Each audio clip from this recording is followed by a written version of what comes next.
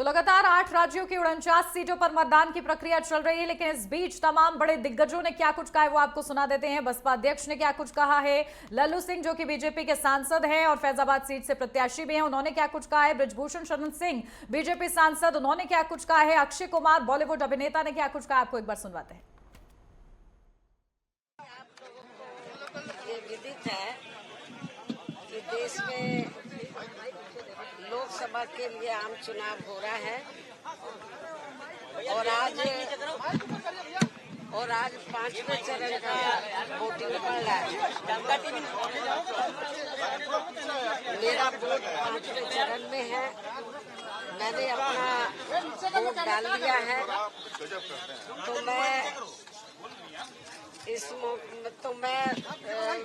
5वें चरण से जुड़े मतदाताओं से ये पुरजोर अपील करती हूँ कि वो भी अपना वोट डालने जरूर अपने अपने पोलिंग बूथ पर जाएं।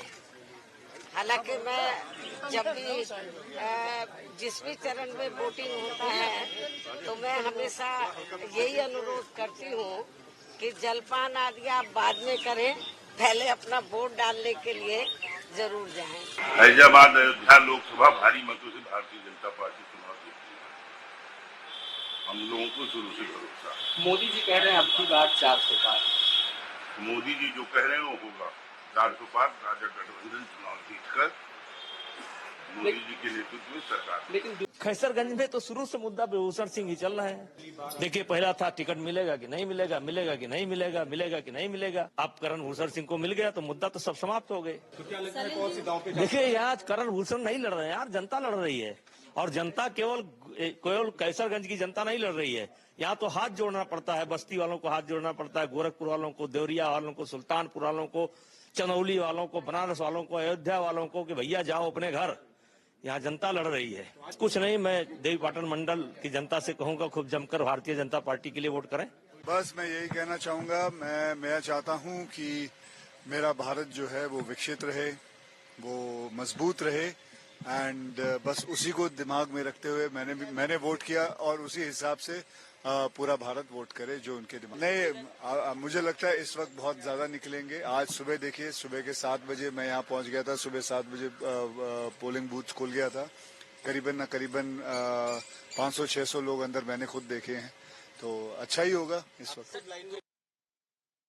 उत्सव मनाया जाता है और मुझे पूरी उम्मीद है कि हर कोई मुंबई कर अपना वैल्यूएबल वोट कास्ट करेगा और इतना ही नहीं तो एक रिकॉर्ड ब्रेक कर देगा।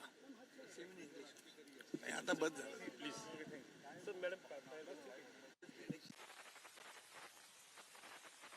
तो देखिए, लगातार हमारे साथ हमारे संवाददाता बने हुए हैं जो कि ग्राउंड जीरो से अपडेट दे रहे हैं कि मतदान की प्रक्रिया 49 सीटों पर किस तरीके से चल रही है। अलग अलग सीट पर हमारे जो संवाददाता है वो मौजूद है। हमारे साथ हमारे संवाददाता विजय अमेठी से जुड़ गए हैं और भी हमारे संवाददाता लालचंद हमारे साथ लगातार बने हुए हैं, अनिकेत हमारे संवाददाता बने हुए हैं। लेकिन सबसे पहले अमेठी चलते हैं विजय, क्योंकि अमेठी में भी मुकाबला बेहद ही दिलचस्प है। हालांकि ये समझा जा रहा था कि राहुल गांधी वहां से लड़ेंगे, लेकिन अब वो लड़ नहीं रहे हैं, लेकिन उनके करीबी हैं। ऐसे में कैसा मुकाबला, क्योंकि स्मृति ईरानी मैदान में है।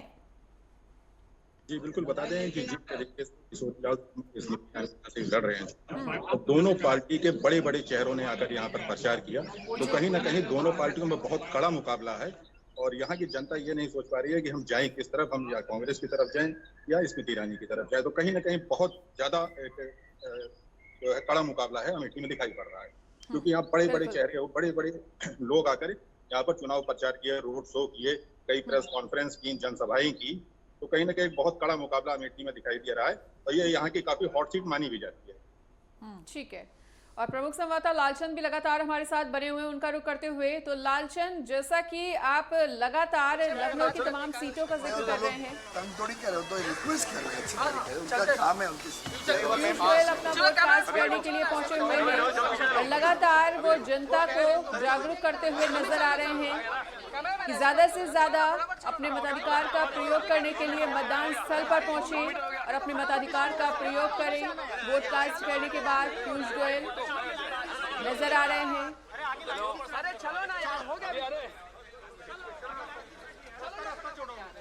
और तमाम मीडिया कर्मियों से घिरे हुए इस वक्त पीयूष गोयल सभी उन्हें सुनने के लिए बेसब्र कि अपना वोट कास्ट करने के लिए किस तरह से वो जनता को जागरूक करते हैं, क्या कुछ कहना चाहेंगे, किस तरह का एक्सपीरियंस साझा करना चाहेंगे। तो 8 राज्यों की 49 सीटों पर मतदान चल रहा है। महाराष्ट्र की सीट भी बेहद महत्वपूर्ण हो जाती है, जिस पर खुद पीयूष गोयल की जो साख है वो दांव पर लगी हुई है। और ऐसे में 5वें चरण का रण बेहद खास।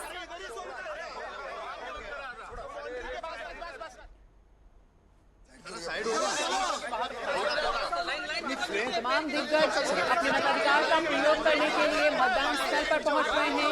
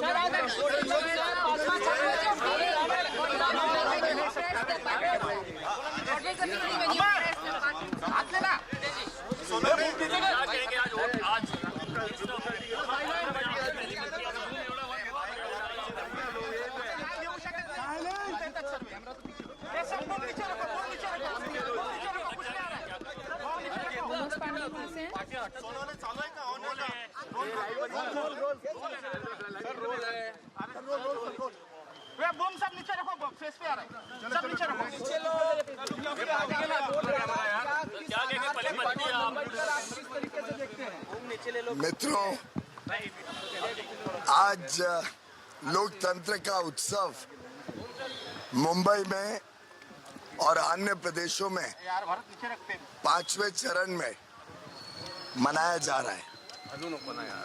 जैसा माननीय प्रधानमंत्री नरेंद्र मोदी जी ने आग्रह किया देशवासियों से, उनके परिवारजनों से, हम सब इस उत्सव में भाग लें। हम सब मिलकर इस उत्सव को सफल बनाएं। आज लगभग 100 करोड़ भारतवासी, भारत के नागरिक, भारत के मतदाता छोटे महीने 1.5 महीने के भीतर अपना मत देते हैं। देश किस प्रकार से आगे चले उसके भाग्य विधाता बनते हैं। और मैं मानता हूं कि जिस प्रकार से अभी तक भारतवासी बड़े रूप में मत देने आए हैं, आज के चरण में भी बड़ी संख्या में मुंबई के लोग गर्मी के बावजूद वोट देने निकले हैं। आज सुबह से ही मैं उत्तर मुंबई में देख रहा हूं कि 7 बजते ही लंबी लंबी लाइनें, चाहे वो दहीसर हो, चाहे वो ठाकुर कॉम्प्लेक्स हो, बोरिवली हो या कांदिवली पूर्व, चारकोप, मागाथाने या मलाड, हर क्षेत्र में लंबी लंबी कतार देखकर विश्वास और प्रबल हो जाता है कि भारतवासी और विशेषकर मुंबईकर अपनी जिम्मेदारी को आज निभाने बड़ी संख्या में आएंगे। मेरा मानना है कि पिछली बार से अधिक इस बार वोटिंग होगी मुंबई में और जनता जनार्दन देश के एक उज्जवल भविष्य के लिए अपना निर्णय देगी।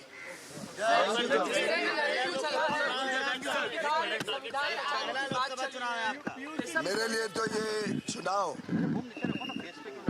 ये चुनाव मेरे लिए एक बहुत ही अनोखा और समाधानी मौका था, जिसमें मैंने लाखों लोगों से संपर्क किया, लाखों लोगों के बीच जाकर उनकी आशीर्वाद प्राप्त की और जो स्नेह, जो आत्मीयता, जो स्वागत मुझे मिला है एक मुंबईकर होने के नाते, अपने ही लोगों के बीच जाकर, वो बहुत ही समाधान का विषय है।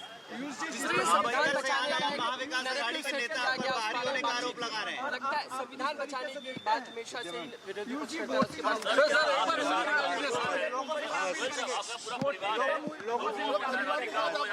उसके बाद मेरा परिवार आज मोदी जी के परिवार के साथ सम्मिलित है और मोदी जी के परिवार ने जिस प्रकार से भारत के भविष्य को बनाने का निर्णय लिया, मेरा परिवार भी उसके साथ भारत में आगे एक उज्जवल भविष्य उसमें जुड़ा है। दोनों बच्चे बाहर से आए हैं, मुंबईकर होने के नाते अपनी जिम्मेदारी निभानी।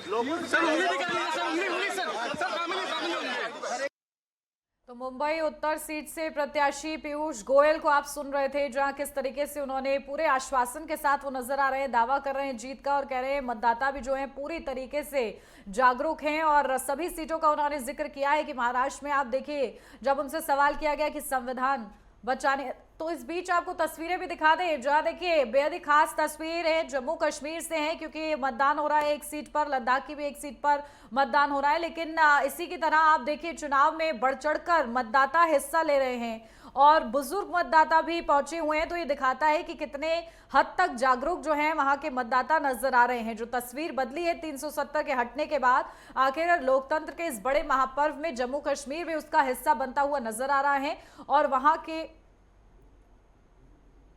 लोगों में एक आस है, आशा है कि कहीं ना कहीं बदलाव होगा। हम पर मतलब ज्यादा जिम्मेदारी आयद होती है कि हम वोट डालें। इस वक्त उनकी रिहाई के लिए मतलब कोर्ट में जो है प्रोसेस चल रही है, कोर्ट में जो केस है वो चल रहा है और हम होपफुल हैं कि मतलब जल्द ही रिहा होंगे इंशाल्लाह। इस वक्त जो वो इलेक्शन में कंटेस्ट कर रहे हैं तो वी आर होपफुल कि वो इंशाल्लाह जल्द ही रिलीज होंगे और स्पेशली जो इस वक्त जो लोगों ने उनके तय प्यार दिखाया अभी नहीं।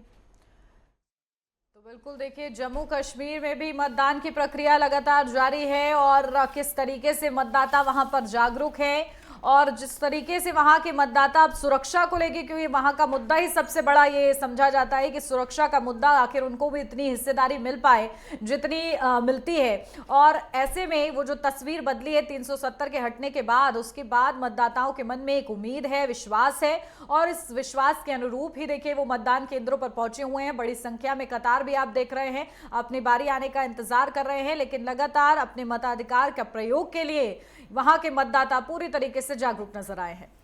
बिल्कुल, ये जो तस्वीरें हैं उन्नति वो वाकई में काफी ज्यादा जागरूकता भरी और ये दिखा रही हैं तस्वीरें कि जो मतदाता हैं वो कितना ज्यादा जागरूक नजर आ रहे हैं और अन्य मतदाताओं को जागरूक भी कर रहे हैं।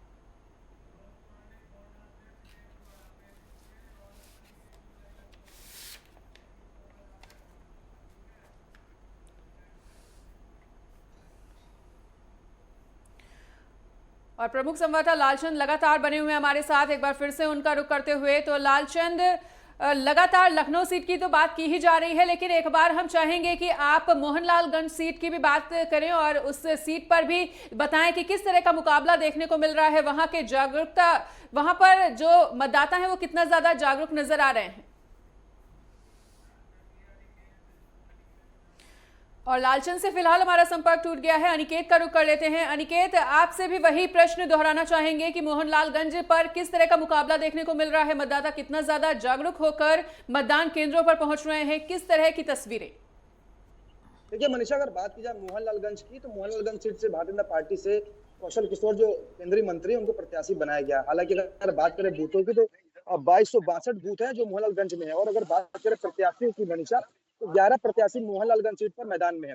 और अगर बात करें वोटिंग की तो निश्चित तौर पर सुबह 7 बजे से जिस तरह से आह्वान किया गया था कि सुबह 7 बजे से लेकर शाम को 6 बजे तक लोकतंत्र के महापर्व का आगाज किया जा रहा है और सभी मतदाताओं से अपील की जा रही है कि अपने मत का प्रयोग करें। तो उसके क्रम में अगर मोहनलालगंज सीट पर अगर बात करें मनीषा, तो सुबह से ही मतदान जो प्रक्रिया है वो शुरू हो चुकी है। बड़ी संख्या में जो मतदाता है वो अपने मत का प्रयोग करने के लिए अपने घरों से निकल रहे हैं। तमाम जो बुजुर्ग हैं, तमाम जो प्रबुद्ध वर्ग है वो अपने मत का प्रयोग कर रहा है। हमारे पीछे भी देख सकते हैं कि बड़ी संख्या में जो लोग हैं, तमाम जो महिलाएं हैं, तमाम जो पुरुष हैं, फिर चाहे बुजुर्ग लोग हो, वो सुबह सुबह निकलकर अपने मत का प्रयोग कर रहे हैं। कुछ लोग भी हैं यहाँ पर जिनसे हम बात करने का प्रयास करेंगे। सर, थोड़ा सा नजदीक आइए, हम आपसे बात करना चाह रहे हैं कि लोकतंत्र का महापर्व है और आपने अपने मत का प्रयोग किया है, क्या राष्ट्रीय धर्म निभाया है? थोड़ा इधर आ जाइए, फ्रेम में आ जाइए, क्या कुछ कहना चाहेंगे मैम? सबको वोट करने चाहिए। अगर आज हम लोग अपना राइट चूज करेंगे तो फिर हमको कंप्लेंट करने का भी कोई अधिकार नहीं है। ठीक है, वोट करनी चाहिए, आलस से छोड़िए। मैम, एक महिला है आप, निश्चित तौर पर महिलाओं को लेकर कहीं ना कहीं एक बड़ा सवाल रहता है कि महिला सुरक्षा एक बड़ा मुद्दा होता है, तो क्या लगता है किन मुद्दों को लेकर आपने वोट कास्ट किया है? मैंने वो वोट कास्ट किया है कि एम्प्लॉयमेंट मिले लोगों को, हमारे देश के हित में जो पार्टी काम करेगी उसको हमको वोट करना है। सबसे पहले हमारा देश, बाकी चीजें बात।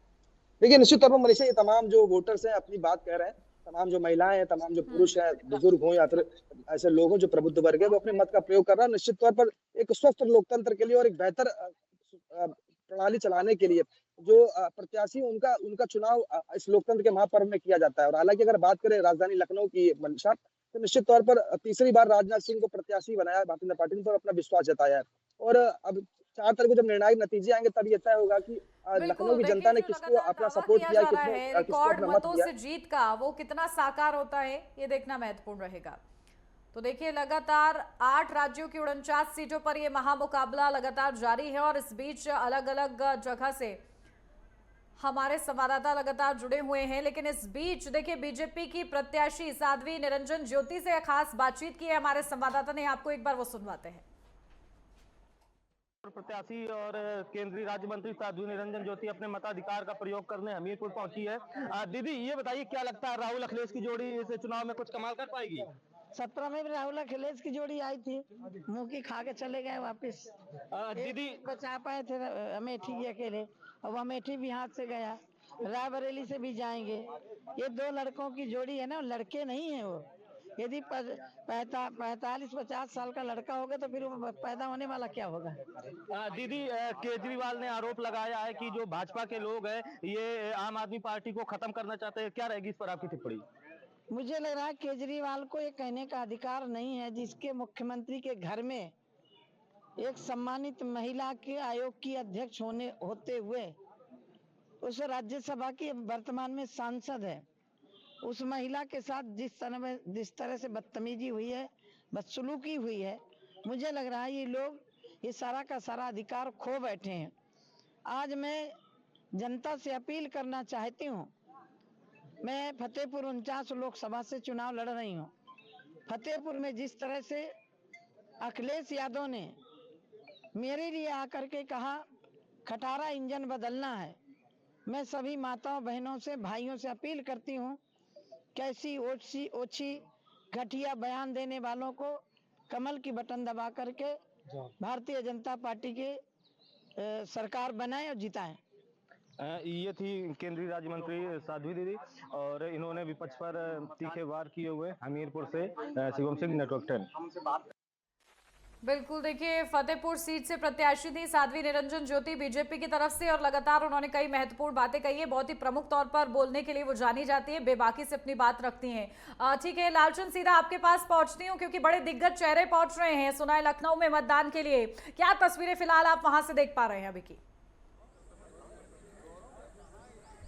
देखिए, जिस तरीके से आज 5वें चरण का मतदान सुबह 7 बजे से शुरू हो चुका है, जहां 6 राज्य और 2 केंद्र शासित राज्यों में मतदान शुरू हुआ है और इसके साथ ही अगर उत्तर प्रदेश की बात करें तो उत्तर प्रदेश में भी 14 सीटों पर मतदान हो रहा है। 144 प्रत्याशी जो प्रत्याशी हैं वो कहीं ना कहीं जो 2.71 करोड़ के मतदाता हैं वो उनके मताधिकार का प्रयोग करेंगे और उनकी किस्मत आज ईवीएम में कैद होगी। लेकिन जिस तरीके से अगर हम बात करें, कई ऐसी सीटें हैं जो दिग्गजों की सीट है, चाहे वो रायबरेली की बात की जाए, चाहे अमेठी की बात की जाए, चाहे केसरगंज की बात की जाए, चाहे अयोध्या की सीट की बात की जाए और चाहे लखनऊ सीट की बात की जाए, काफ़ी महत्वपूर्ण हो जाती है। क्योंकि जिस तरीके से लखनऊ सीट में अगर बात करें तो राजनाथ सिंह जो है मैदान में, उनके साथ विपक्ष में देखने में समाजवादी पार्टी से रविदास मल्होत्रा हैं। लेकिन अगर मोहनलालगंज सीट की बात करते हैं तो मोहनलालगंज सीट से केंद्रीय राज्य मंत्री हैं, मौजूदा सांसद है कौशल किशोर, वो मैदान में है। उनके खिलाफ RK चौधरी जो है वो समाजवादी पार्टी से जो है मैदान में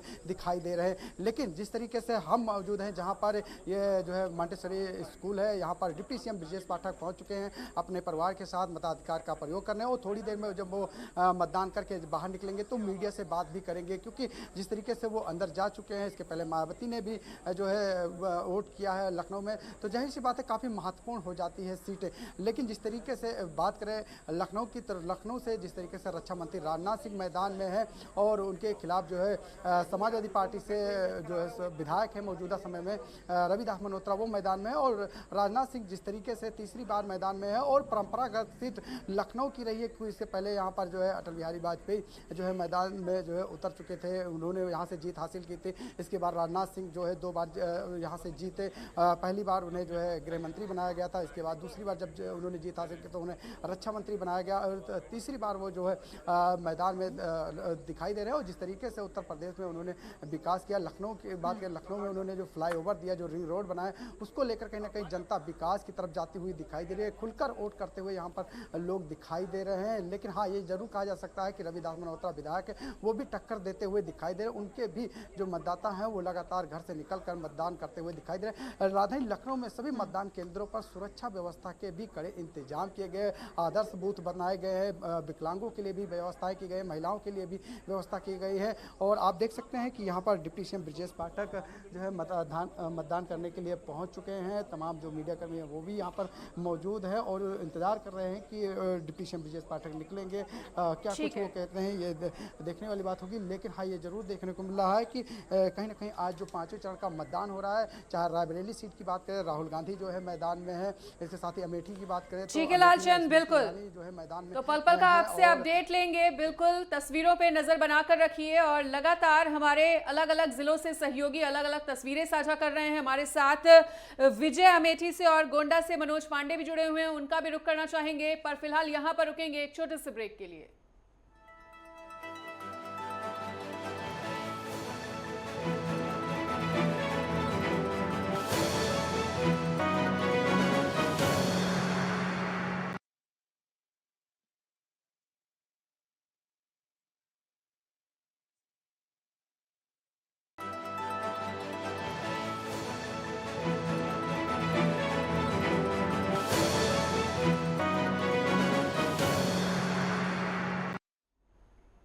ब्रेक के बाद स्वागत है आपका। बढ़ते आगे बात करते हैं आज 5वें चरण की, जहां लगातार मतदान की प्रक्रिया जारी है। 8 राज्यों की 49 सीटों पर वोटिंग की प्रक्रिया चल रही है। 695 उम्मीदवारों की किस्मत दांव पर है। यूपी की 14 सीटों पर मतदान जारी है और 14 सीटों पर 144 उम्मीदवार मैदान में है। महाराष्ट्र की 13 सीटों पर मतदान की प्रक्रिया लगातार जारी है। तो बेहद ही ज्यादा महत्वपूर्ण ये चरण माना जा रहा है। कई हॉट सीट और कई वीवीआईपी सीट्स हैं जहां पर बड़े दिग्गज मैदान में उतरे हुए हैं, जिनकी साख दांव पर है और आज उनकी किस्मत का फैसला ईवीएम में कैद हो जाएगा। तो 8 राज्य और 49 सीटें हैं, लेकिन उत्तर प्रदेश की अगर बात करें तो 14 सीटें बेहद ही ज्यादा महत्वपूर्ण, क्योंकि इस दौरान अमेठी, रायबरेली, लखनऊ सीट बेहद ही खास मानी जा रही है। सबसे ज्यादा हॉट सीट जिस पर सभी की नजरें टिकी हुई हैं। लगातार नेटवर्क 10 पर भी हम अपडेट दे रहे हैं कि क्या कुछ आखिर इन सीटों पर मुकाबला बना हुआ है। लेकिन इस बीच 5वें चरण का ये मतदान लगातार जारी है। बिल्कुल, तो यूपी की 14 सीटों पर मतदान लगातार जारी रहता हुआ मोहनलालगंज, लखनऊ, रायबरेली में मतदान प्रक्रिया सुबह 7 बजे से ही शुरू। अमेठी, जालौन, झांसी, हमीरपुर में भी इस वक्त मतदान जारी है। बांदा, फतेहपुर, कौशाम्बी, बाराबंकी में, फैजाबाद, कैसरगंज और गोंडा में भी वोटिंग लगातार जारी। कई केंद्रीय मंत्रियों की किस्मत 5वें चरण के रण में दांव पर लगी हुई है। जनता मताधिकार का प्रयोग करते हुए उनकी किस्मत पर अपना फैसला सुना रही है। यूपी की 14 सीटों पर मतदान जारी रहता हुआ। बड़ी खबर, अहम जानकारी के साथ लगातार बने हुए हैं। बिल्कुल, देखिए उत्तर प्रदेश की ये 14 सीटें जहां पर कई हाई प्रोफाइल सीट है, कई केंद्रीय मंत्रियों की साख दांव पर लगी हुई है। और अगर बात कही जाए 2019 के आंकड़े की, तो इन 14 सीटों में से 13 सीटें भारतीय जनता पार्टी के खाते में रही थी। महज 1 किला कांग्रेस के खाते में रहा था, रायबरेली सीट। और ऐसे में बीजेपी के लिए मुकाबला जो है बेहद ही ज्यादा दिलचस्प बना हुआ है कि आखिर जो पिछली बार ये 13 सीटें हासिल करने में कामयाब रही थी, आगे क्या स्थिति बनती है। लगातार हमारे संवाददाता हमारे साथ जुड़े हुए हैं। मनोज हमारे संवाददाता गोंडा से जुड़े हुए हैं हमारे साथ। मनोज, देखिए गोंडा में मुकाबला जो है कहीं ना कहीं राजा वर्सेस बाहुबली का है, तो ऐसे में जो समीकरण वहां पर बनते हुए नजर आ रहे हैं, मतदाता उसको कितनी बारीकी से समझ पा रहे हैं? जी, 5वें चरण का मतदान सुबह 7 बजे से शुरू हो गया है और लगातार वोटिंग जारी है। राजा कीर्तिवर्धन सिंह के ऊपर भारतीय जनता पार्टी ने तीसरी बार दांव लगाया है जी। यहाँ से सांसद केंद्रीय मंत्री बेनी प्रसाद वर्मा की पौत्री चुनावी मैदान में है। अब ये तो देखना होगा कि कैसी इनकी लड़ाई रहती है, लेकिन लड़ाई बड़ी दिलचस्प है गोंडा सदर की। बिल्कुल, और अमेठी से हमारे साथ विजय कुमार भी बने हुए हैं, उनका भी रुख करते हुए। तो विजय, अमेठी की भी सीट काफी ज्यादा हॉट सीट मानी जा रही है, ऐसे में इस सीट पर मुकाबले को लेकर क्या कुछ जानकारी साझा करना चाहेंगे? वहां की तस्वीरें किस तरह की दिखाना चाहेंगे? मतदाता कितना ज्यादा जागरूक नजर आ रहे हैं? जी, अगर आपको सीट को लेकर तो जहाँ 10 साल से लगातार यहाँ पर रही है और 5 साल से सांसद रही है, उन्होंने काम भी किए। जो महिलाओं और युवाओं के बीच में उनकी पकड़ है वो कहीं ना कहीं बहुत ज्यादा है। और किशोरीलाल शर्मा की बात की जाए तो वो अपने को बताते तो है कि हम 40 साल से अमेठी से जुड़े हुए हैं, मगर वो अगर देखा जाए तो जब से स्मृति ईरानी आई यहाँ पहली बार वो यहाँ दिखाई पड़े पर्चा दाखिल के बाद, उसके बाद यहाँ रुके हुए हैं, तो कहीं ना कहीं इसका भी बहुत फर्क है। रही बात मतदाताओं की, मतदाता सुबह 7 बजे से ही लगातार आके वोट दे रहे हैं। ग्रामीण क्षेत्र है तो कहीं ना कहीं धीरे धीरे अपने घर के काम निपटाते हुए अपने पशु जानवरों को चारा करके धीरे धीरे लोग आ रहे हैं, वोट डाल रहे हैं। बिल्कुल, देखिए लगातार मतदाता जागरूक हैं। अमेठी हाई प्रोफाइल सीट बनी हुई है, ठीक है, आप नजर बना के रखिएगा। लालचंद, सीधा आपका रुख करती हूँ क्योंकि देखिए तस्वीरें लगातार खास हैं। और लालचंद, यहाँ पर मैं रायबरेली का जिक्र करूंगी क्योंकि देखिए राजधानी में जो 14 सीटें हैं, रायबरेली पर इसलिए सबकी नजर है, राहुल गांधी मैदान में है। और आजादी के बाद से जिस तरीके से लगातार ये कांग्रेस का गढ़ रही है ये सीट, उसको देखते हुए कैसा मुकाबला यहाँ पर समझा जा रहा है। अभेद किला है कांग्रेस का, जो कि मोदी लहर में भी नहीं हुआ है भारतीय जनता पार्टी का। तो ऐसे में कितनी ताकत वहां पर बीजेपी लगाती हुई नजर आ रही है, क्योंकि आज फाइनल दिन है वोटिंग का। देखिए 14 सीटों पर आज सुबह 7 बजे से मतदान शुरू हो चुका है। काफ़ी महत्वपूर्ण है कई सीटें, चाहे रायबरेली की बात करें, चाहे अमेठी की बात करें, चाहे लखनऊ सीट की बात करें और चाहे अयोध्या सीट की बात करें, यहाँ तक कि केसरगंज सीट भी काफ़ी महत्वपूर्ण हो जाए। ठीक है लालचंद, इस बीच बड़ी अपडेट लखनऊ से। मुख्यमंत्री योगी आदित्यनाथ ने पोस्ट किया है, सम्मानित मतदाता बंधुओं आज 5वां चरण है, मेरी अपील है आप सभी मतदान अवश्य करें। तो सीएम योगी आदित्यनाथ जागरूक करते हुए नजर आए हैं मतदाताओं को। आपका वोट बहुत ज्यादा महत्वपूर्ण है, विकसित भारत के संकल्प को साकार करेगा, ध्यान रहे पहले मतदान करें फिर जलपान करें। तो सीएम योगी आदित्यनाथ का ये पोस्ट सामने आया है आज 5वें चरण के अवसर पर, जहां मतदाताओं को उन्होंने जागरूक किया है और एक बार फिर से उन्होंने संकल्प दोहराया है कि विकसित भारत के लिए आपको वोट करना है, पहले आप मतदान कीजिए उसके बाद जलपान कीजिए। बिल्कुल, तो सीएम योगी आदित्यनाथ मतदाताओं को जागरूक करने के लिए ये पोस्ट करते हुए नजर आए और social media platform x handle पर उन्होंने ये पोस्ट लिखा है। उन्होंने मतदाताओं को जागरूक किया है और उन्होंने ये भी लिखा है कि ज़्यादा से ज़्यादा अपने मताधिकार का प्रयोग करते हुए लोकतंत्र के महापर्व का हिस्सा बने, पहले मतदान करें और फिर जलपान करें।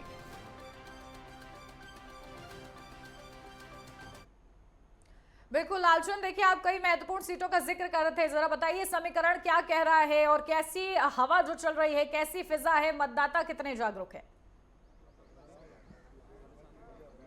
बिल्कुल, जिस तरीके से हम रायबरेली सीट की बात कर रहे थे, रायबरेली सीट काफ़ी महत्वपूर्ण हो जाती है क्योंकि वहां से राहुल गांधी जो है चुनाव मैदान में है, तो वहीं प्रदेश सरकार में मंत्री हैं दिनेश प्रताप सिंह, वो मैदान में है। इसके साथ ही बसपा ने भी अपना उम्मीदवार वहां पर उतारा है, ठाकुर प्रसाद को जो है वहां पर मैदान में उतारा है। तो जाहिर सी बात है राहुल गांधी के लिए एक बड़ी चुनौती होती है क्योंकि सोनिया गांधी ने अपनी सीट जो है राहुल गांधी को दी है। जिस तरीके से वो राज्यसभा गई, इसके बाद राहुल गांधी यहाँ पर जो है चुनाव लड़ रहे हैं, वायनाड में भी उन्होंने चुनाव लड़ा और इसके बाद यहाँ पर भी चुनाव लड़ते हुए दिखाई दे रहे हैं। तो जाहिर सी बात है काफ़ी महत्वपूर्ण क्योंकि दिनेश प्रताप सिंह विधायक भी है और सरकार में मंत्री भी है। उनके लिए उत्तर प्रदेश के मुख्यमंत्री योगी आदित्यनाथ के साथ चाहे अमित शाह की बात की जाए, चाहे बात करें जो है नरेंद्र मोदी की, उन्होंने वहाँ पर प्रचार प्रसार किया, रोड शो किया और दिनेश प्रताप सिंह के लिए वहाँ पर वोट मांगते हुए दिखाई दिए। इसके साथ ही आप देखिए पूरा जो है गांधी परिवार जो है अमेठी और रायबरेली में दिखाई दिया लगातार, चाहे वो अमेठी की बात की जाए, चाहे राहुल गांधी की बात की जाए रायबरेली। तो रायबरेली में जिस तरीके से सोनिया गांधी भी पहुंची, मल्लिकार्जुन खड़गे पहुंचे, उनके लिए जो है वोट मांगते हुए दिखाई दिए हैं और लगातार काफ़ी जो है ये महत्वपूर्ण रही। लेकिन अगर अमेठी की बात करें तो अमेठी में जहां स्मृति ईरानी जो है मैदान में है, राहुल गांधी को उन्होंने 2019 में हराया था और इस बार भी वो चुनौती दे रही थी, लेकिन राहुल गांधी जो है वो छोड़कर चले गए, रायबरेली में वो चुनाव लड़ रहे हैं। इसके साथ ही जो सोनिया गांधी के कहा जाए पीएस थे, काफ़ी दिन से वो उनसे जुड़े हुए थे, काफ़ी महत्वपूर्ण जो है हैं जो के एल शर्मा है, वो वहाँ से जो है स्मृति ईरानी को टक्कर देते हुए दिखाई दे रहे हैं। उनके लिए भी चाहे प्रियंका गांधी हो, चाहे राहुल गांधी हो, चाहे अखिलेश यादव हो, चाहे सोनिया गांधी हो, लगातार जो है प्रचार प्रसार करते हुए दिखाई दिए। ये तो हो गई दो महत्वपूर्ण सीटें जो रायबरेली अमेठी। इसके बाद अगर हम बात करते हैं कि जो है अयोध्या में लल्लू सिंह जो है मैदान में है और वो भी जो है मौजूदा सांसद है, लेकिन उनके खिलाफ समाजवादी पार्टी ने जो विधायक है अवधेश प्रसाद, उनको मैदान में उतारा है। आपको तस्वीरें दिखाएंगे, यहाँ पर जो है डिप्टी सीएम ब्रजेश पाठक जी मतदान कर पहुंच चुके हैं। उनसे बात करने की भी कोशिश करेंगे, क्योंकि यहाँ पर देखिए जिस तरीके से तमाम जो मीडिया के साथी वो हैं, लेकिन हम पाठक जी के पास पहुंचने की कोशिश करेंगे, उनसे बात करने की कोशिश करेंगे कि क्या कह रहे हैं, क्योंकि उन्होंने मतदान किया अपने परिवार के साथ में। आप देख सकते हैं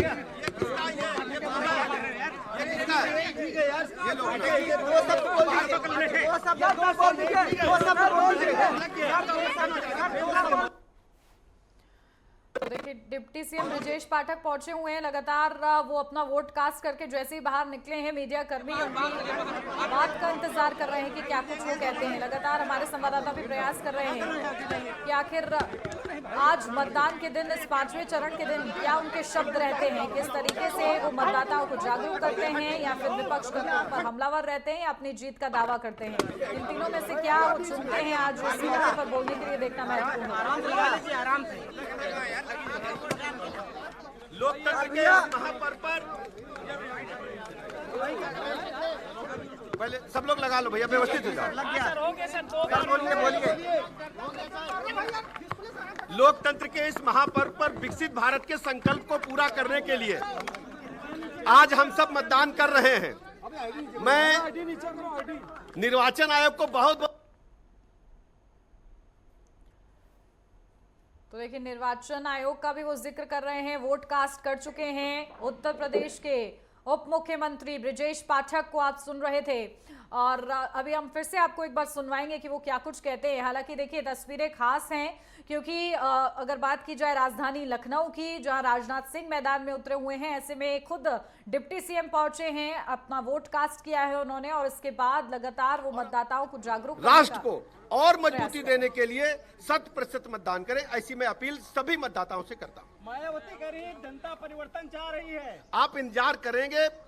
भारतीय जनता पार्टी 400 पार करेगी, एनडीए 400 पार करेगा। 4 जून तक वेट करें। दो महत्वपूर्ण सीटों पर आज रायबरेली देखिए प्रदेश की 80 की 80 सीटों पर प्रचंड बहुमत के साथ बीजेपी जीतेगी। बीजेपी 400 पार का नारा दे दिया है डिप्टी सीएम ब्रजेश पाठक ने और उनका कहना साफ है कि आप इंतजार कर दीजिए, यानी कि पूरी तरीके से आत्मविश्वास से लबरेज वो नजर आए हैं और एक बार फिर से जीत का जो आंकड़ा दिया जा रहा है वो कहीं ना कहीं दोहराते हुए नजर आए हैं। बिल्कुल लालचंद, देखिए ये कहा जा रहा है कि बीजेपी एक बार फिर से 400 पार, ये जो नारा दिया जा रहा है उसके संकल्प को दोहराया है डिप्टी सीएम ने। बिल्कुल जिस तरीके से आपने सुना डिप्टी सीएम ब्रजेश पाठक को, जिन्होंने अपने परिवार के साथ मतदान किया है, उन्होंने कहा है कि हम जो है 400 पार जा रहे हैं, चाहे अमेठी हो चाहे रायबरेली हो, हम वो सीटें भी जीत रहे हैं। जितनी भी सीटें उत्तर प्रदेश में जो 80 का लक्ष्य है उसको हम पूरा करेंगे। जिस तरीके से ब्रजेश पाठक और जनता से अपील भी की है उन्होंने कि बड़ी संख्या में जो है लोग घरों से निकलें और अपने मताधिकार का प्रयोग करें और जो विकसित भारत है, विकासशील भारत के जो विकास का मुद्दा उस पर वोट करते हुए दिखाई दिए। जी बिल्कुल। और जालौन से रामजी व्यास भी हमारे साथ जुड़े हुए हैं, उनका रुख करते हुए। तो रामजी, जालौन में अभी इस वक्त किस तरह की तस्वीरें देखने को मिल रही हैं? लगभग 1.5 घंटे से ज्यादा का समय बीत चुका है, ऐसे में मतदाता कितना ज्यादा जागरूक नजर आ रहे हैं? मतदाताओं में कितना ज्यादा उत्साह? जी मनीषा, बताया जाता है जालौन में 5 दिन का मतदान आज हो रहा है और सुबह से ही जो मतदाता वो जागरूक हैं, मतदान कर रहे हैं। आप पीछे जो मतदाता पहुंच रहे हैं, जो मत होता है उस मत का उपयोग कर रहे हैं। यहाँ पर 3 प्रत्याशी मैदान में, भारतीय जनता पार्टी से अनु प्रताप वर्मा जो केंद्रीय मंत्री थे, सहभागी सांसद हैं, वो उसके मैदान में है। और तुम्हारे नारायण दास अग्रवाल जो समाजवादी पार्टी से गठबंधन से प्रत्याशी हैं, और बीएसपी रिजर्वेशन वो 3 प्रत्याशी इस समय मैदान में है जो मतलब चुनाव लड़ रहे हैं। जी मनीष। बिल्कुल, देखिए किस तरीके से जागरूक है मतदाता, लगातार तस्वीरें हमारे संवाददाता बता रहे हैं। विशेष संवाददाता राजकुमार चौधरी भी हमारे साथ जुड़े हुए हैं, सीधा उनका रुख करते हैं। राजकुमार, देखिए क्योंकि हम लोग जिक्र कर रहे हैं अलग अलग सीटों का, लेकिन मैं बात यहाँ पर उत्तर प्रदेश की ही करूंगी क्योंकि बेहद ही ज्यादा महत्वपूर्ण है। 49 सीटें हैं, लेकिन अगर देखा जाए उत्तर प्रदेश की 14 सीटों पर सबकी नजर बनी हुई है। कड़ा मुकाबला है, एक तरफ ये कहा जा रहा है जो राम को लाए हैं हम उनको लाएंगे, ये मुद्दा सबसे ज्यादा महत्वपूर्ण कहीं ना कहीं नजर आ रहा है इस चरण में खास तौर से। तो इसी के साथ वहीं साख का सवाल है, नाक का सवाल है राहुल गांधी के लिए।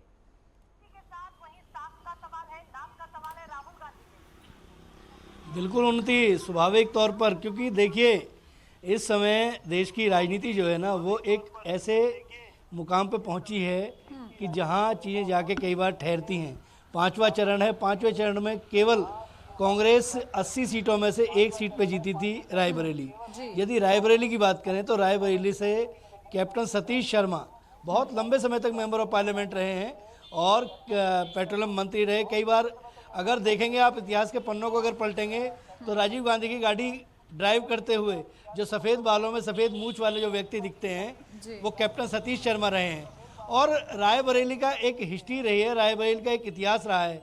रायबरेली में जो इस समय चुनाव लड़ रहे हैं दिनेश कुमार सिंह, वो कभी कांग्रेस के वहाँ पे कार्यकर्ता हुआ करते थे। उन्हें पार्टी ज्वाइन कराई, पार्टी ज्वाइन कराने के साथ साथ उन्हें स्थापित किया, कई चुनाव लड़ाए गए, जिला पंचायत चुनाव से लेके तमाम तरह के उन्होंने क्षेत्र पंचायत तक के चुनाव लड़े हैं। पार्टी ने, कांग्रेस पार्टी ने उन्हें एमएलसी बनाकर पहली बार विधान परिषद में भेजा और आज देखिए आज उसी के सामने वो ताल ठोक रहे हैं। तो राजनीति की एक खूबसूरती है, लोकतंत्र में खूबसूरती है, हर आदमी को अपनी इच्छाएं जाहिर करने का अधिकार है। सोनिया गांधी वहाँ से अभी तक प्रतिनिधित्व करती रही हैं, उन्होंने राहुल गांधी को सीट सौंपी है और कैसे भावनात्मक मोड पर ले जाके उन्हें एक तरह से उनकी ताजपोशी करने का उन्होंने प्रयास किया है कि बेटा दे के जा रही हूँ। मतलब कुल मिला के सारे जो इमोशंस हैं, क्योंकि अगर उन्नति इस 2024 के चुनाव की यदि बात करें तो ये कहीं ना कहीं भावनात्मक लगावों के आसपास बहुत जाता हुआ दिख रहा है। प्रधानमंत्री नरेंद्र मोदी अपने 10 साल के कार्यकाल को और देश को महाशक्ति बनाने की तरफ अग्रसर, उसके अलावा राम मंदिर जैसी उपलब्धियां भारतीय जनता पार्टी के नेताओं के सामने हैं। और अगर उत्तर प्रदेश की बात करें तो योगी आदित्यनाथ ने जो सुपड़ा साफ किया है, जो अपराधियों की जो कमर तोड़ी है, उसका निश्चित तौर पे जनता के बीच में एक रुझान है। अमेठी और रायबरेली हमें भी जाने का मौका मिला, तो स्वाभाविक तौर पर बहुत रोचक चुनाव है। जीत हार क्या होगी ये 4 तारीख का इंतजार करना चाहिए, लेकिन स्वाभाविक तौर पर आप एक बात जरूर तय है कि रायबरेली का चुनाव बेहद दिलचस्प है। पूरे देश की नहीं पूरी दुनिया की निगाह इस पे है, क्योंकि जिस तरीके से मुखर होके कांग्रेस की लाइन को राहुल गांधी लेके चल रहे हैं, एक सामान्य नाई की दुकान में जाके अपने बाल कटा लेना, हुकूमत के साथ जीत रही है। एक तरफा चुनाव है 5वें चरण में, विपक्ष पूरी तरह से डिरेल्ड है, उनके पास कोई नीति एजेंडा नहीं है, जनता ने नकार दिया है। समाजवादी पार्टी की गुंडई, अराजकता, माफियागर्दी, दंगों को कोई भूला नहीं है और कांग्रेस भ्रष्टाचार की पार्टी को जवाब देना चाहिए, देश की जनता से माफी मांगनी चाहिए। ढंग से स्वाति मालीवाल के साथ मारपीट हुई है, जनता इन्हें कभी माफ नहीं करेगी। बिल्कुल, तो देखिए यहाँ पर स्वाति मालीवाल का भी जिक्र कर दिया गया है।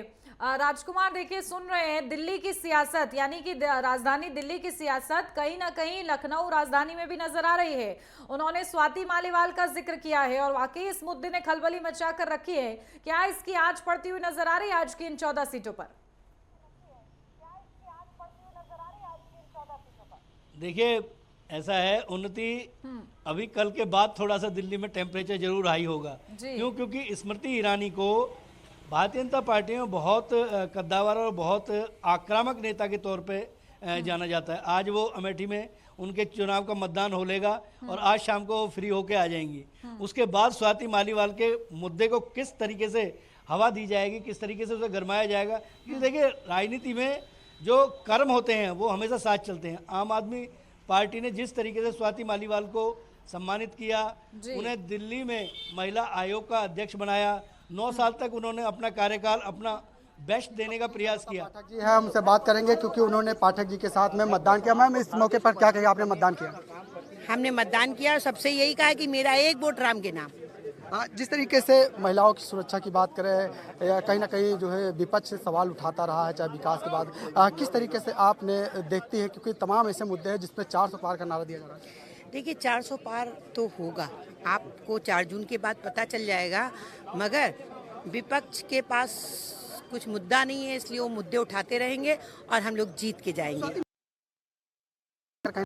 पार्टी जो है देखिए जो अपनी जब कहते नहीं कि विपरीत बुद्धि विनाश काले, तो जब विनाश जिसका आता है उसके ऐसी स्थितियां परिस्थितियां होती हैं।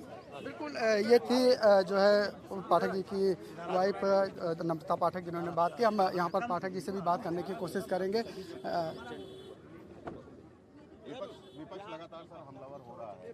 विपक्ष लगातार कह रहा है कि 400 पार नहीं बल्कि 240 में बीजेपी सिमट कर सर विपक्ष लगातार हमलावर हो रहा है। आगे बूथ पे चलना, सर आगे बढ़ा। चलिए हमारे साथ इस समय मौजूद है ब्रजेश पाठक जी। सर आज आपने वोट कास्ट किया है, क्या कहेंगे? मैं 5वें चरण के सभी मतदाताओं से अपील करता हूं कि अपने घरों से निकल करके विकसित भारत। तो देखिए लालचंद लगातार हमारे साथ हमारे संवाददाता जुड़े हुए हैं। लालचंद देखिए डिप्टी सीएम से भी आप बातचीत करने का प्रयास कर रहे हैं, लेकिन उनकी पत्नी ने कह दिया है कि हमारा एक वोट राम के नाम। इनके पास कोई नीति एजेंडा नहीं है, जनता नहीं। बिल्कुल जिस तरीके से जो ब्रजेश पाठक है, उनकी पत्नी नम्रता पाठक है, उन्होंने भी मतदान किया है और उन्होंने साफ कहा है कि एक वोट जो है वो राम के नाम। लेकिन हम यहाँ पर जो है उप मुख्यमंत्री ब्रजेश पाठक जी हैं, उनसे बात करने की भी कोशिश है, क्योंकि वो वोट करने के बाद जो है वो पैदल ही जाते हुए दिखाई दे रहे हैं। और देखिए जैसे सर वोट डलवाने के लिए उनका वोट भी नहीं है। सर आपने वोट कास्ट किया, क्या कहेंगे? मैं प्रदेश की 5वें चरण के सभी मतदाताओं से अपील करता हूं कि अपने घरों से निकल करके 100% मतदान करें, विकसित भारत के संकल्प को पूरा करें। सर विपक्ष कहीं ना कहीं तमाम चीजों से डिरेल्ड है, कहने को उनके पास कुछ नहीं है। बिल्कुल देखिए इन्होंने ब्रजेश पाठक है जिन्होंने जो है बात की है नेटवर्क 10 से, और उन्होंने साफ कहा है कि जो है विपक्ष कहीं ना कहीं पूरी तरीके से डिरेल्ड है, उनके पास कोई मुद्दा नहीं है और वो कहीं ना कहीं तमाम तरीके से सिर्फ हवा बनाना जानते हैं, लेकिन कहीं ना कहीं जो 400 पार का नारा है वो पूरा होगा। जी बिल्कुल लालचंद, तो लगातार अभी हमने आपके माध्यम से ये भी सुनवाया कि ब्रजेश पाठक क्या कुछ कहते हुए नजर आए, उनकी धर्मपत्नी को भी सुना। उन्होंने भी एक बार फिर से वोट अपील करने के लिए लोगों को, मतदाताओं के लिए, लोगों को जागरूक करने के लिए लगातार अपील की है। और लगातार हमारे साथ तमाम सहयोगी बने हुए हैं। अमेठी से हमारे साथ विजय बने हुए हैं, उनका एक बार फिर से रुख करते हुए। विजय, अमेठी एक ऐसी सीट है, सबसे ज्यादा हॉट सीट मानी जा रही है स्मृति ईरानी की। यहाँ पर किस्मत जो है वो दांव पर लगी हुई है। ऐसे में अमेठी सीट पर कितना बड़ा और कड़ा मुकाबला आप देख पा रहे हैं, वहां के मतदाता कितना ज्यादा जागरूक नजर आ रहे हैं?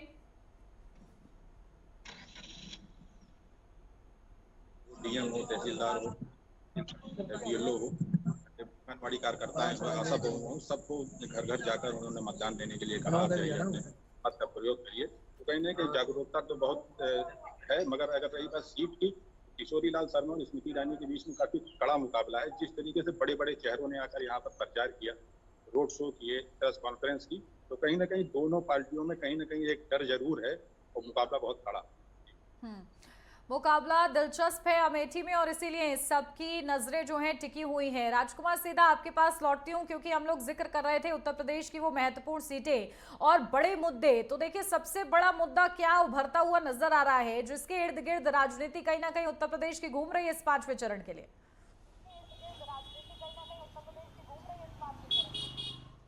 देखिए उन्नति, उत्तर प्रदेश में सबसे बड़ा मुद्दा जो था वो कहीं ना कहीं अपराध, राजनीति का अपराधीकरण था। और उसमें जिस तरीके से अतीक अहमद की बात कर लें और चाहे हम मुख्तार अंसारी की बात कर लें, जिस तरीके से इनके गैंग का सफाया हुआ है वो आज भी लोगों के जहन में है। बहुत लंबे समय तक इन लोगों ने बड़ी ज्यादती की है। और राजनीतिकरण, देखिए जब अपराधी जो हैं जब वो राजनीति में आ जाते हैं तो स्वाभाविक तौर पर उसके दूरगामी परिणाम बहुत बेहतर नहीं होते और उसको कहीं ना कहीं खामियाजा अंतिम पायदान पर खड़ी हुई आम लोगों को भुगतना पड़ता है। क्योंकि जब वो सत्ता में होते हैं तो प्रेशर बनाते हैं वो प्रशासनिक अधिकारियों पर, और प्रशासनिक अधिकारियों का इस्तेमाल करके जिस तरीके से उन्होंने अपनी करोड़ों रुपए की अकूत संपत्ति सरकारी ज़मीनों पर कब्जे कर लिए, कोई बोल नहीं रहा है। जिले में जिलाधिकारी, एसएसपी उनके घर पे जाके हाजिरी दिया करते थे। तो वो जो एक दौर, वो जो एक सिस्टम जो है उसकी अगर रीढ़ तोड़ी है तो इसका सारा श्रेय योगी आदित्यनाथ को जाता है। और आज भी अगर लोगों के बीच में जाते हैं तो स्वाभाविक तौर पर वो मुद्दे अभी भी कहीं ना कहीं गर्म होते हैं, क्योंकि लोगों को ऐसा लगता है कि अगर उत्तर प्रदेश में आज भारतीय जनता पार्टी और योगी आदित्यनाथ की सरकार है तो कहीं ना कहीं अपराधी जो है वो मुंह नहीं उठाएगा। जिस तरीके से अपराधियों का जो है सुगड़ा साफ करने का प्रयास किया है, पुलिस में एक आत्मविश्वास, देखिए यही पुलिस थी, यही खाकी थी, ये वही पुलिस अधिकारी हैं जो पुलिस अधिकारी उस समय भी काम कर रहे थे। लेकिन जब उनका अखलाक जगता है, जब ऊपर बैठा हुआ एक योगी जब मुख्यमंत्री के पद पर बैठता है और वो एक निर्देश देता है तो स्वाभाविक तौर पर उसका अंतिम पायदान तक चीज़ें जाती हैं। और आज भी अंतिम पायदान पर खड़ा हुआ है एक आम आदमी को क्या चाहिए? आम आदमी को सबसे पहले सुरक्षा चाहिए। आम आदमी को सबसे पहले एक ऐसा माहौल चाहिए वो अपने घर से किसी भी समय आ सके, किसी भी समय जा सके, उसकी बहू बेटी जो है वो घर में सुरक्षित रहें। तो एक ये जो मुद्दा है सुरक्षा का, ये सुरक्षा का मुद्दा मुझे लगता है कि आने वाले समय में बहुत लंबे समय तक दिखेगा। उसके अलावा राम मंदिर का मुद्दा रहा है, विकास की बात भारतीय जनता पार्टी करती है। एक बात जरूर तय है, क्योंकि देखिए महंगाई जो है वो एक तरह से डायन की तरह है, उसने हर आदमी को प्रभावित किया है। लेकिन उसके बावजूद भी लोग जो है वो ये मान चुके हैं कि भाई अगर हमें बहुत बेहतर इलाज अगर अपना चाहिए तो एक जो कड़वी गोली है, एक जो कड़वी दवा है, उसको कहीं ना कहीं लेना पड़ता है। तो इस महंगाई को जनता उसी तरीके से देख रही है और जनता जनार्दन है। 4 तारीख को क्या परिणाम निकलते हैं ये बड़ा देखना दिलचस्प होगा। लेकिन बड़े चौंकाने वाले परिणाम, जो राजनीतिक विश्लेषक हैं, जो भविष्यकर्ता हैं, वो तमाम तरीके के प्रयास लगा रहे हैं। हर अलग इलाकों में अलग मुद्दे हैं, लेकिन जहाँ एक बात कर लें बेरोजगारी की, जहाँ एक बात कर लें महंगाई की, जहाँ एक बात कर लें सुरक्षा की, ये तमाम मुद्दे जो है ये कहीं ना कहीं उन्नति दिखते हैं इस चुनाव में भी। और अंतिम पायदान पर खड़ा हुआ आदमी अपने आप को सुरक्षित महसूस करता है तो उसे कहीं ना कहीं ऐसा लगता है कि शायद जो सरकारें चलती रही हैं उन्होंने जिस तरीके का एक अच्छा माहौल बनाने का प्रयास किया है, यही माहौल आगे भी बना रहना चाहिए।